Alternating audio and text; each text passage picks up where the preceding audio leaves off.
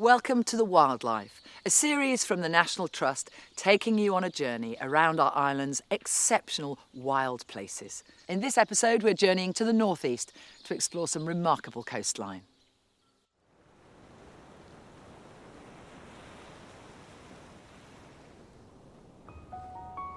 The wild Northumberland coast is home to the most exciting seabird colony in England. National Trust rangers are instrumental in protecting the vulnerable seabirds that nest on the Farne Islands and along this fragile and unforgettable stretch of coastline. When I first came to the islands, I was mesmerised by the cliff areas and the puffin burrows and just how much was living on the island. There's between 30,000 and 40,000 breeding pairs of puffins. They have the protection of us, and also the surrounding area is filled with their food source, so they like to eat sand eels. They come back every year to the same burrow, which is rather extraordinary. Explorer and TV presenter Levison Wood travelled to the Farne Islands to find out about the work carried out in the winter to prepare for and protect the breeding birds. Welcome to Inner Farne, where we work for 9 months of the year. What a very special place. And what sort of conservation work do you do here? We do things like creating tern patches, which is what we'll be doing today. And what's a tern patch? Basically, we're just making an ideal nesting place for the terns, hopefully encourage them to nest here. In previous years, we have lived out on the island from March till December. You are back to basics on the island, so there's solar panels for the electricity, there is no running water during the season, but you get around it because you want to be there, you want to be immersed in all the wildlife, and you want to help monitor and protect the species living on the island. This year, we're uncertain at the moment on whether or not we'll be living on the islands again, because we're still trying to gauge the effects of bird flu. In July 2022, bird flu reached the Farne Islands with tragic consequences. More than 6,000 dead birds were recovered by rangers, and the island's bird population continues to face an uncertain future. Seeing the island go through bird flu was devastating. The team did tremendously well, and it was difficult for them and for me and for all those involved. It's vital that we try and protect these breeding sites so that they can continue to be used by these vulnerable birds. And as long as we continue to monitor the species, we can continue to gauge how the populations are doing on the islands.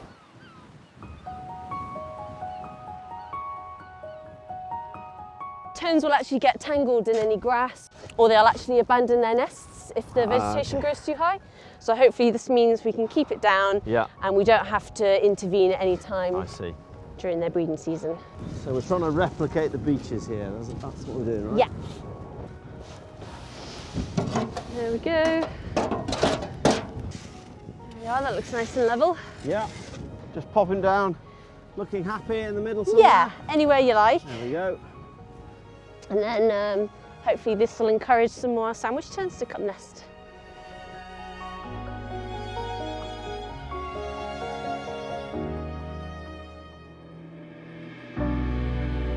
Extreme weather is making conditions across the region more unpredictable. South of the Farne Islands, at the mouth of the Long Nanny, rangers are battling with sea level rises and loss of habitat.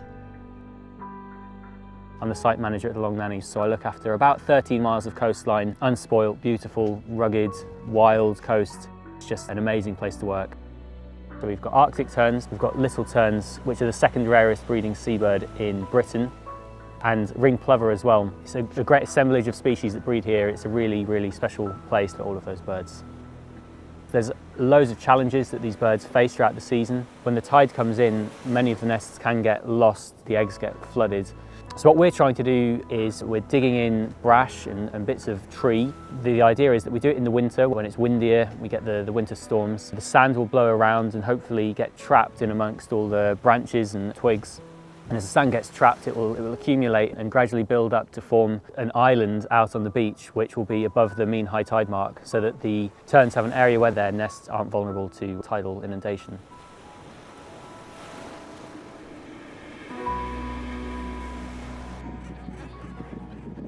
The Trust have been looking after these islands now it's getting on for 100 years nearly. And I feel it's an absolute privilege to be a part of that, to be looking after the birds, also welcoming visitors onto the island as well. It's really lovely that we get to share those experiences with people and kind of show them what we're doing to help these birds thrive. Thank you so much for introducing me to your amazing neighbours, the seals and the birds, and it's great to be a part of that.